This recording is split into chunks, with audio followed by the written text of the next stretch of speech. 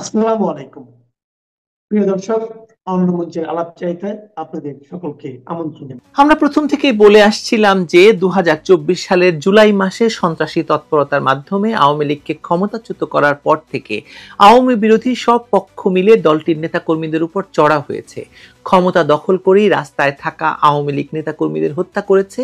তারপরে সকলে একজোট হয়ে তাদের বিরুদ্ধেই হত্যা ও নাশকতার অসংখ্য মামলা দিয়েছে। বিএনপি মহাসচিব মির্জা ফখরুল ইসলাম আলমগীর নিজেই স্বীকার করেছেন আওয়ামী লীগের বিরুদ্ধে তাদের দল শত শত হয়রানিমূলক মামলা দায়ের করেছিল, যা তারা এখন প্রত্যাহার করতে চায়। এর মধ্যেই এটি আন্তর্জাতিক পর্যায়ে চলে গেছে। সেই আন্তর্জাতিক পর্যায়ে আওয়ামী লীগের বিরুদ্ধে ঘটা নির্যাতন, নিপীড়ন এবং জুলুম নিয়ে কি হচ্ছে আন্তর্জাতিক পর্যায়ে, সেটি আজকে বিশ্লেষণ করব। আপনার ২০২৪-এর পরে যা ঘটেছে তা তো ভয়াবহ। নতুন সরকার ক্ষমতায় এসে অপারেশন ডেভিল হান্ট নামে সারা দেশে অভিযানের নামে আওয়ামী লীগ নেতাকর্মীদের উপর দমন পীড়ন চালিয়েছে। গ্রেপ্তার হয়েছে লাখ লাখ মানুষ, আর মানবাধিকার সংস্থাগুলোর হিসেবে জেলে অন্তত ১০০ জন মারা গেছেন। জেলে এবং হেফাজতে নির্যাতনের এমন ঘটনার পরও সরকার নিশ্চুপ। যৌথ বাহিনীর হাতে আটক কুমিল্লার তৌহিদুল ইসলামের মৃত্যু সেই নৃশংসতার এক মর্মান্তিক উদাহরণ। সেনা সদস্যদের হাতে নির্যাতনে তার মৃত্যু দেশ জুড়ে তোলপাড় তুললেও তদন্ত আজও শেষ হয়নি। ক্ষমতা দখলের পরপরই দেখা যায় আওয়ামী বিরোধী সব পক্ষ, বিএনপি, জামায়াত, কিংস পার্টি, এনসিপি, কিছু বাম দল, তথাকথিত নাগরিক জোট একজোট হয়ে আওয়ামী লীগ নেতাকর্মীদের বিরুদ্ধে নেমে পড়ে। রাস্তায় থাকা আওয়ামী লীগ কর্মীদের হত্যা করা হয়, গ্রামে গ্রামে তাদের বাড়ি ঘরে আগুন দেওয়া হয়। তারপর শুরু হয় মামলা হামলার মহড়া। হাজার হাজার নেতাকর্মীর বিরুদ্ধে হত্যা, নাশকতা, চাঁদাবাজি, রাষ্ট্রদ্রোহের অভিযোগে মামলা হয়। বিএনপি মহাসচিব মির্জা ফখরুল ইসলাম আলমগীর স্বীকারও করছেন যে তার দল আওয়ামী লীগের বিরুদ্ধে অসংখ্য হয়রানিমূলক মামলা করেছে, যা এখন তারা তুলতে চান। কিন্তু আওয়ামী লীগের জন্য দুঃসময় থেমে থাকেনি। ক্ষমতা দখলের পর ডক্টর মোহাম্মদ ইউনূসের নেতৃত্বে অন্তর্বর্তী সরকার যে অপারেশন ডেভিল হান্ট চালায় তা মূলত আওয়ামী লীগের সাংগঠনিক কাঠামো ভেঙে দিতে পরিকল্পিত অভিযান। সেই অভিযানে গ্রেপ্তার করা হয় লাখ লাখ নেতাকর্মী এবং সমর্থকদের। মানবাধিকার সংগঠনগুলোর হিসাব অনুযায়ী কারাগারে এবং রিমান্ডে অন্তত ১০০ জন মারা গেছেন। জেল, থানা এবং যৌথ বাহিনীর হেফাজতে নির্যাতন এখন প্রতিদিনকার ঘটনা হয়ে দাঁড়িয়েছে। বিবিসি বাংলার রিপোর্টগুলো সেই চিত্রকে উন্মোচন করেছে। কুমিল্লার যুবদল নেতা তৌহিদুল ইসলামের মৃত্যু তার মধ্যে সবচেয়ে আলোচিত। সেনা এবং সিভিল পোশাকধারী সদস্যরা গভীর রাতে তাকে বাড়ি থেকে তুলে নিয়ে যায়। পরদিন সকালে হাসপাতালে দেখা যায় তার শরীর জুড়ে আঘাতের চিহ্ন, পিঠ কালচে হয়ে আছে, পেটের দুই পাশে ফুটো, পাঁজরে রক্ত জমাট। এটি শুধুমাত্র তৌহিদুল ইসলাম নয়, যতগুলো হত্যার ঘটনা ঘটেছে সবার ক্ষেত্রে একই রকম ভাবে এরকম নির্যাতন করা হয়েছে। তার ভাইয়ের কান্না ভেজা কণ্ঠে পরিবারের বর্ণনা এখন সারা দেশে মানুষের কানে বাজার কথা। আর এটাই প্রথম নয়। যৌথ বাহিনীর হেফাজতে মৃত্যু, গণপিটুনি, গুম এবং অভিযানে নিহত, এসব শব্দ এখন বাংলাদেশের নতুন অভিধানের অংশ হয়ে দাঁড়িয়েছে। এটাকে আমি নাম দিয়েছি জুলুম অভিধান। যারা বলেছিল শেখ হাসিনার পতনের পর দেশের আইনের শাসন এবং মানবাধিকারের সুবাতাস বইবে, তারা এখন গভীরভাবে হতাশ, না হলে নিশ্চুপ, একদম কবরের নিস্তব্ধতা নেমে এসেছে তাদের কাছে, তাদের কণ্ঠে।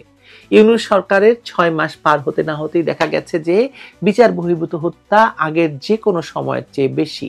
আইন ও সালিশ কেন্দ্রের তথ্যে দেখা যায় ২০২৪ সালের সেপ্টেম্বর থেকে ডিসেম্বর পর্যন্ত নিরাপত্তা হেফাজতে ২১টি মৃত্যু ঘটেছে, যার মধ্যে ১২টি ইউনূস সরকারের আমলে। যৌথ বাহিনীর অধীনে ৭ জন, পুলিশের কাস্টডিতে ৩ জন।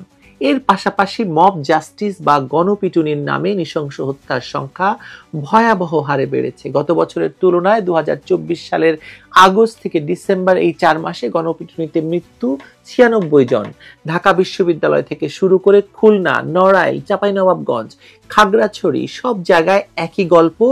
চোর বা ছিনতাইকারী সন্দেহে পিটিয়ে হত্যা। পরে পুলিশের বক্তব্য জনতা নাকি উত্তেজিত হয়ে গেছে, সে কারণে এটা করেছে। আর প্রোপাগান্ডা সচিব তো বলেই দিয়েছেন এটা নাকি প্রেসার গ্রুপের কাজ।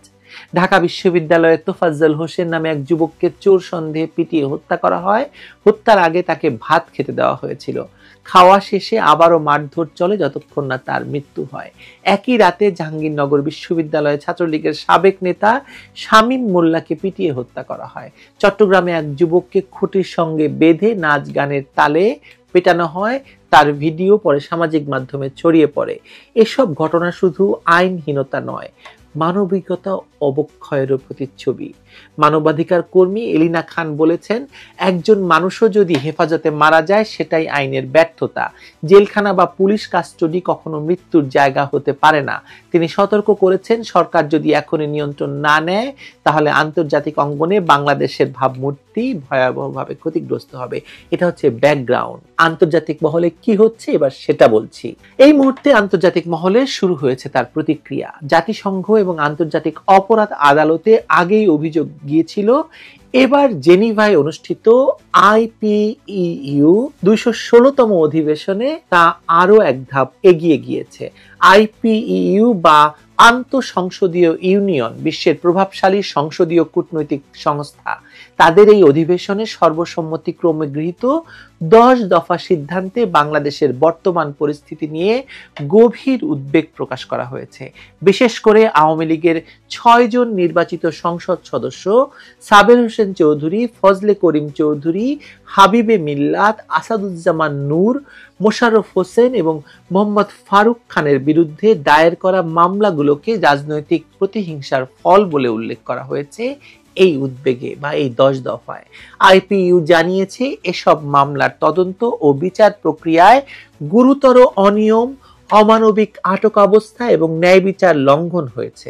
সংস্থাটি উল্লেখ করেছে, আগস্ট 2024 থেকে প্রেরিত তাদের একাধিক চিঠির জবাব ইউনূস সরকার দেয়নি। ট্রাইব্যুনালের বিচার পর্যবেক্ষকদের ভিসা না দেওয়ায় স্বাধীন তদন্ত বাধাগ্রস্ত হয়েছে। তারা 4 জন আটক সংসদ সদস্য ফজলে করিম চৌধুরী, আসাদুজ্জামান নূর, মোশাররফ হোসেন ও ফারুক খানের জীবন ও স্বাস্থ্যের নিরাপত্তা নিয়ে গভীর উদ্বেগ জানিয়েছে এবং মানবিক কারণে জামিন বিবেচনার আহ্বান জানিয়েছে।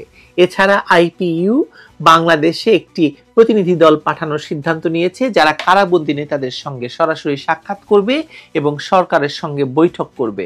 সংস্থাটি আহ্বান জানিয়েছে 2026 সালের নির্বাচনের আগে রাজনৈতিক সংলাপ এবং শান্তিপূর্ণ সমাধানের মাধ্যমে একটি অন্তর্ভুক্তিমূলক নির্বাচন আয়োজন করতে।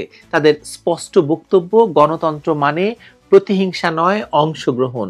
এই 10 দফা সিদ্ধান্ত শুধু কোনো ঘোষণা নয়, এটি আন্তর্জাতিক অঙ্গন থেকে ইউনূস সরকারের উপর সরাসরি কূটনৈতিক চাপ।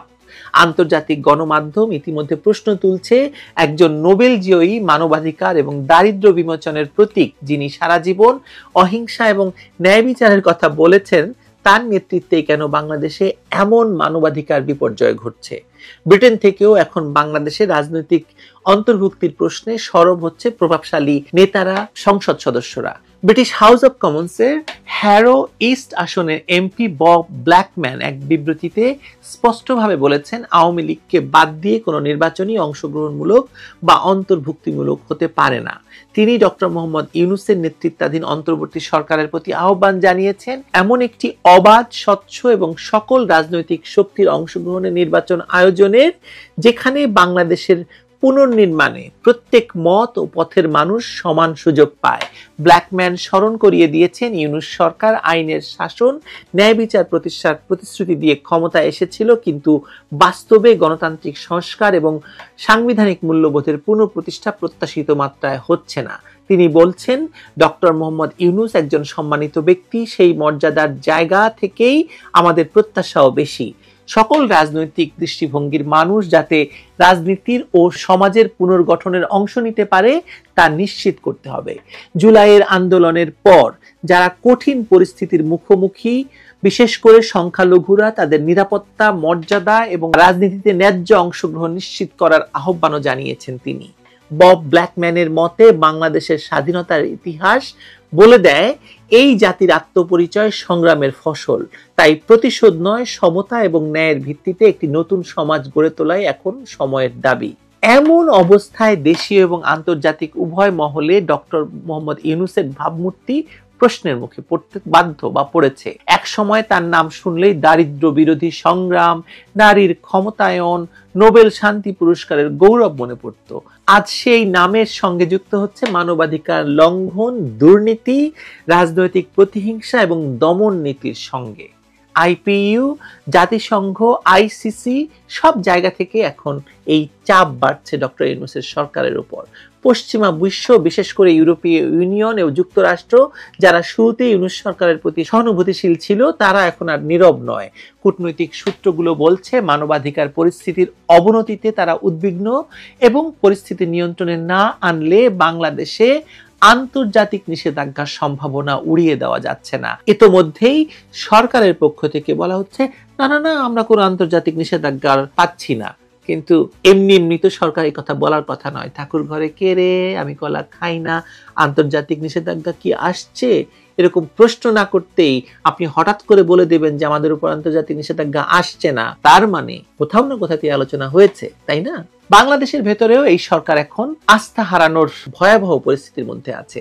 যাদের মুক্তি, গণতন্ত্র আর মানবাধিকারের নামে আন্দোলন হয়েছিল, তারা আজ ভয় পাচ্ছে কোন রাতে কে কাকে তুলে নিয়ে যাবে, রাস্তায় নামলে প্রাণ যাবে কিনা। সেই আতঙ্কে সাধারণ মানুষ এখন জাস্ট চুপ হয়ে গেছে।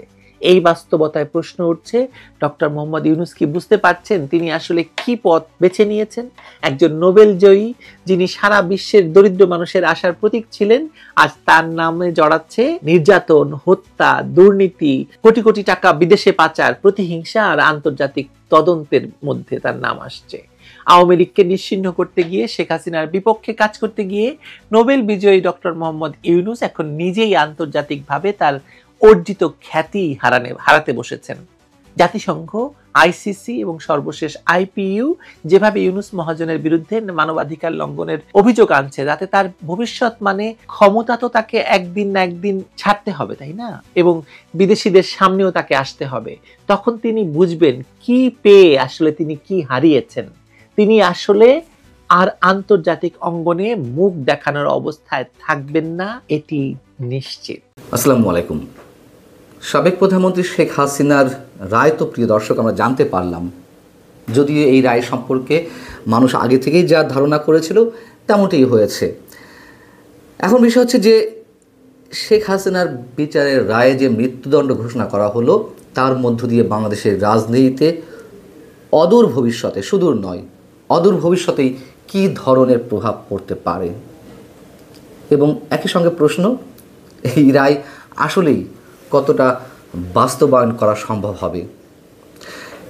একই সঙ্গে আমরা এও জানি, যেটুকু বুঝতে পারছি, সারা দেশের বিভিন্ন শ্রেণী, পেশা এবং রাজনৈতিক দলের নেতা কর্মীরা, সাধারণ মানুষেরা তাকিয়ে রয়েছেন ভারতের দিকে। শুধু বাংলাদেশের মানুষ নয়, সারা বিশ্বের আন্তর্জাতিক বিশ্লেষকরাও ভারতের দিকে তাকিয়ে রয়েছে। ভারতের ভূমিকা পরবর্তীতে কি হতে পারে, আমি ভারত সম্পর্কে পরে আসছি। কি প্রভাব পড়তে পারে এই রায় পরবর্তী অদূর ভবিষ্যতে। কাতার ভিত্তিক আন্তর্জাতিক গণমাধ্যম আল জাজিরা বলছে যে এই রায় বাংলাদেশের আগামী দিনের রাজনীতিতে গুরুতর প্রভাব ফেলবে এবং সেটি নিঃসন্দেহে নেতিবাচক হতে পারে, ধ্বংসাত্মক হতে পারে, সহিংসতাপূর্ণ হতে পারে এবং সেখান থেকে অন্যদিকেও টার্ন নিতে পারে, এমনটা ইঙ্গিত নানানভাবে পাওয়া যাচ্ছে। আল জাজিরার নিউজটির যে শিরোনাম, verdict May open door to national reconciliation, এতে দক্ষিণ এশিয়া বিষয়ক স্বাধীন গবেষক আব্বাস ফয়েজের উদ্ধৃতি তুলে ধরা হয়েছে। তিনি বলছেন যে আগামী বছর নির্বাচন, এর আগে জনমতের চাহিদা বিবেচনায় নেওয়া হয়েছে এমন একটি বার্তা দিতে চাইছে অন্তর্বর্তী সরকার। তারা দেখাতে চাচ্ছে তাদের তত্ত্বাবধানে স্বচ্ছ ও উন্নত বিচার প্রক্রিয়া সম্ভব। তবে এর পরিণতি কী হবে তা এখনই বলা কঠিন। এএফপি, আন্তর্জাতিক বার্তা সংস্থা, এএফপি যে রিপোর্টটি করেছে সেখানে কমেন্ট নেওয়া হয়েছে ইন্টারন্যাশনাল ক্রাইসিস গ্রুপ। আমি এই প্রতিষ্ঠানটিকে খুবই গুরুত্বের সঙ্গে বিবেচনা করি। এটি একটি স্বাধীন গবেষণা প্রতিষ্ঠান। অন্যান্য গবেষণা প্রতিষ্ঠানের মতন তারা পার্শিয়ালি কোনো কিছু মন্তব্য করে না বা গবেষণায় তুলে আনে না। আমার কাছে এ যাবৎ যতগুলো আমি তাদের গবেষণা বাংলাদেশ সম্পর্কে পেয়েছি বা বিশ্বের অন্যান্য দেশের সংঘাতময় যুদ্ধ পরিস্থিতিতে যেই দেশগুলো রয়েছে তাদের নিয়ে যে বিশ্লেষণ ইন্টারন্যাশনাল ক্রাইসিস গ্রুপের, তা খুবই যৌক্তিক মনে হয় আমার কাছে। যাই হোক, ইন্টারন্যাশনাল ক্রাইসিস গ্রুপের বিশ্লেষক টমাস কিনের বক্তব্য তুলে ধরেছে এএফপি। তার মন্তব্য হচ্ছে এই রায়ের ফলে বাংলাদেশের রাজনীতিতে হাসিনার ফিরে আসার সম্ভাবনা ক্ষীণ হয়ে পড়েছে। হাসিনার বিচার প্রক্রিয়ার বিষয় নিয়েও তিনি প্রশ্ন তুলেছেন, এর মধ্যে যে নানান বিষয় ত্রুটি রয়েছে সেটি তিনি তুলে ধরেছেন, এবং এখানে বলা হচ্ছে যে এই রায় বাংলাদেশের রাজনৈতিক সংকটকে গভীর করতে পারে। বিবিসি বলছে যে শেখ হাসিনার বিচারের যে রায় তা জাতির জন্য একটি গুরুত্বপূর্ণ মুহূর্ত হিসেবে চিহ্নিত হচ্ছে, যা তার শাসন আমলে বছরের পর বছর ধরে দমন পীড়নের বিরুদ্ধে ক্রোধের মূলে থাকা প্রতিবাদকে সমর্থন করে। বিবিসির আরেকটি বিশ্লেষণাত্মক প্রতিবেদন যেটি ভারত সম্পর্কে মন্তব্য করা হয়েছে, যেখানে সেটা আমি তুলে ধরবো আপনাদের সামনে। তার আগে আন্তর্জাতিক আরও একটি প্রভাবশালী গণমাধ্যম দ্য গার্ডিয়ান, ব্রিটেনের যে গণমাধ্যম, সেটি বলছে হাসিনার বিচারের জন্য আন্তর্জাতিক অপরাধ ট্রাইব্যুনালের ব্যবহার মানবাধিকার গোষ্ঠীগুলোর দ্বারা কিছু সমালোচনার সম্মুখীন হয়েছিল। এই আদালতটি হাসিনা নিজেই প্রতিষ্ঠা করেছিলেন এবং তার বিরোধীরা অভিযোগ করেছেন যে তিনি ক্ষমতায় থাকাকালীন রাজনৈতিক উদ্দেশ্য প্রণোদিত মামলা পরিচালনার জন্য এটি ব্যবহার করছিলেন। হিউম্যান রাইটস ওয়াচ বলেছে যে কিছু পরিবর্তন সত্ত্বেও এটি এখনও মৃত্যুদণ্ড প্রদানের অধিকার বজায় রেখে ন্যায্য বিচারের মান এবং সুরক্ষার অভাব রয়েছে। আমরা অবশ্যই জানি যুদ্ধাপরাধীদের বিচারের জন্য এই ট্রাইব্যুনাল গঠন করেছিলেন সাবেক প্রধানমন্ত্রী শেখ হাসিনা তার শাসনামলে, এবং পরবর্তীতে এই ধরনের মন্তব্য তো উঠেছে যে শুধুমাত্র প্রতিশোধ পরায়ণ হয়ে তার বিচারটি এই আদালতে করা হয়েছে, এবং যেই আদালতে জামাতে ইসলামের নেতাদের এবং পাশাপাশি আরও কয়েকজন যুদ্ধাপরাধীর বিচার সম্পন্ন হয়েছে, এবং জামাতে যে মামলাগুলোর আইনজীবী ছিলেন অ্যাডভোকেট তাজুল ইসলাম, সেই তাজুল ইসলামই এখন সেই ট্রাইব্যুনালেরই রাষ্ট্রপক্ষের আইনজীবী। জামাতের আসামিদের যে আইনজীবী, তার যে পরামর্শক ছিলেন টবি ক্যাডম্যান, ব্রিটিশ আইনজীবী, তিনি আবার এখন রাষ্ট্রপক্ষের হয়ে পরামর্শদাতা হয়েছেন, অর্থাৎ চিফ প্রসিকিউটর তাজুল ইসলামের পরামর্শক। তো সেই জায়গা থেকে অনেকেই প্রশ্ন তুলেছেন যেটি শুধুমাত্র প্রতিশোধের জায়গা থেকে শেখ হাসিনা বিচার এই ট্রাইব্যুনালে হচ্ছে কিনা, এবং শেখ হাসিনা সহ আওয়ামী লীগ নেতারা এরই মধ্যে সেই বিষয়টি তাদের প্রতিক্রিয়া জানিয়েছেন যে ৭১-এর প্রতিশোধ নিতে ৭১ বিরোধীরা এই আদালতে শেখ হাসিনা বিচার সম্পন্ন করেছেন। যাই হোক, আন্তর্জাতিক আরও একটি বার্তা সংস্থা রয়টার্স কি বলছে? রয়টার্স বলছে যে হাসিনার রায়ের প্রভাবে বাংলাদেশ জুড়ে নতুন অস্থিরতা ছড়িয়ে পড়তে পারে। রায়ের আগে শেখ হাসিনার পুত্র সজীব ওয়াজেদ জয় গত ১৬ নভেম্বর একটি সাক্ষাৎকার দিয়েছেন, সেটি নিয়ে আমি সকালেই একটি কন্টেন্ট তৈরি করেছি, আমি আপনাদেরকে জানিয়েছি, এবং নির্বাচনকে সামনে রেখে আওয়ামী লীগের যে নিষিদ্ধ যেই বিষয়টি, আওয়ামী লীগ রাজনৈতিক কার্যক্রম নিষিদ্ধ করার বিষয়টি, সেটি যদি তুলে না হয় তাহলে নির্বাচন প্রতিহতের ডাক দিয়েছেন তিনি, এবং তা সহিংসতাপূর্ণ হয়ে উঠতে পারে এমন ইঙ্গিত দিয়েছেন, এবং সেই থেকে বাংলাদেশ গৃহযুদ্ধের দিকে যাচ্ছে নাকি কোন অবস্থা যাচ্ছে তার একটি ছোট্ট বিশ্লেষণ আমি তুলে ধরেছিলাম। যাই হোক, জয় তার যে বিশেষ সাক্ষাৎকারটি দিয়েছেন রয়টার্সকে, সেটিও রয়টার্সে আবার এই লেখার সঙ্গে তুলে আনা হয়েছে। বলা হচ্ছে ভারত প্রতিক্রিয়া জানিয়েছে শেখ হাসিনার বিচারের রায় ঘোষণার পর।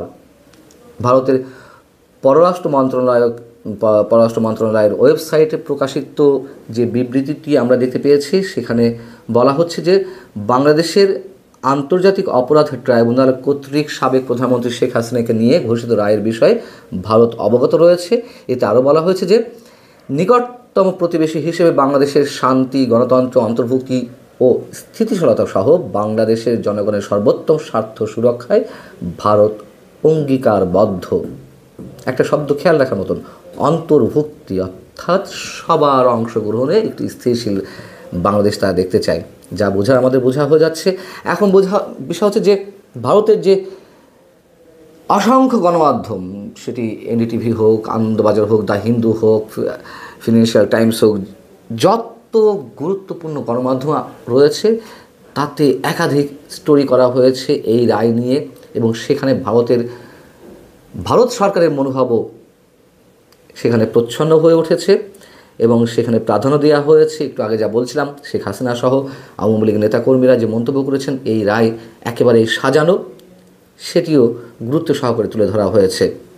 তো এর আগে বিবিসির আরেকটি প্রতিবেদন সম্পর্কে বলছিলাম, যেখানে নানানভাবে বিশ্লেষণ করা হয়েছে রায়ে ভারতের ভূমিকা কী হতে পারে রায়ের পরে। এই লেখাটির শিরোনাম হচ্ছে why this verdict puts India in a tricky situation. এটি লিখেছেন বিবিসির গ্লোবাল অ্যাফেয়ার্স বিষয়ক প্রতিবেদক আনবারাসান অ্যাথিরাজান। সেখানে তিনি বলছেন যে শেখ হাসিনার দোষী সাব্যস্ত হওয়াটা ভারতের জন্য জটিল পরিস্থিতি তৈরি করেছে। কেমন জটিল পরিস্থিতি? তিনি বলছেন যে প্রত্যর্পণ অনুরোধ নাকচ করলে তার ঢাকার কাছে বিরূপ কূটনৈতিক সংকেত হিসেবে বিবেচনা করা হতে পারে, যা দুই দেশের সম্পর্ককে আরও চাপের মুখে ফেলবে। অর্থাৎ যে প্রত্যর্পণ চুক্তি মানে বন্দি বিনিময় চুক্তি রয়েছে, সেখানে কিন্তু একটি ক্লজ রয়েছে, যদি সংশ্লিষ্ট রাষ্ট্র মনে করে যে তার দেশে আশ্রিত অন্য রাষ্ট্রের বন্দি, তাকে যে সাজা দেওয়া হয়েছে সেটি কেবলমাত্র রাজনৈতিক উদ্দেশ্য প্রণীত, তাহলে ওই রাষ্ট্র অন্য দেশের বন্দিকে তার নিজ দেশে নাও ফিরিয়ে দিতে পারেন, সেই সুযোগ রয়েছে। অর্থাৎ মেসেজ খুব ক্লিয়ার, এখানে ভারত কী করবে, শেখ হাসিনাকে ফেরত দিবে না এবং শেখ হাসিনাও আসবেন না। খুব স্বাভাবিক সহজ কথা।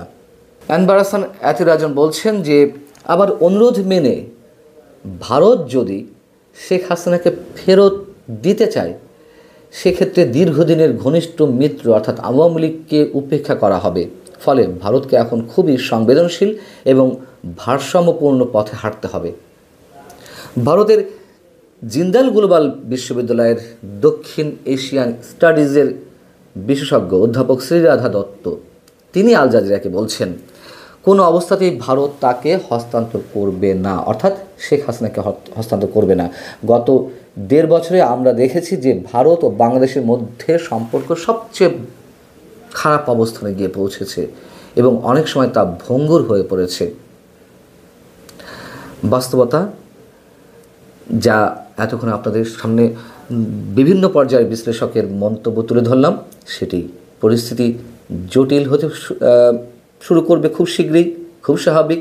এবং এই বিচারের রায় আমার ধারণা আন্তর্জাতিক বিশ্লেষকদের মতামতের ভিত্তিতেই বলতে পারি, এই রায় কখনো হয়তো কার্যকর হবে না।